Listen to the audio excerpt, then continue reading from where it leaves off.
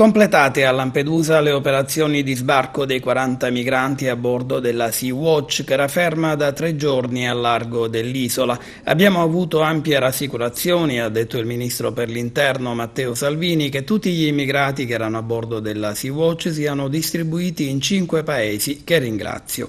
I 40 migranti sbarcati sono stati trasferiti all'hotspot di Lampedusa. Si aggrava invece la posizione della 31enne capitana della nave Sea-Watch Carola Rackete, arrestata con l'accusa di resistenza e violenza contro nave da guerra e tentato naufragio, reato che prevede una pena dai 3 ai 10 anni di reclusione.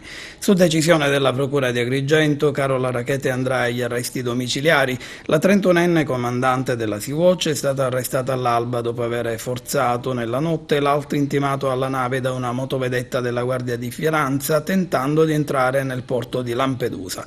Comportamento criminale della comandante della Sea-Watch, ha commentato il ministro dell'interno Matteo Salvini, che ha messo a rischio la vita degli agenti della Guardia di Finanza.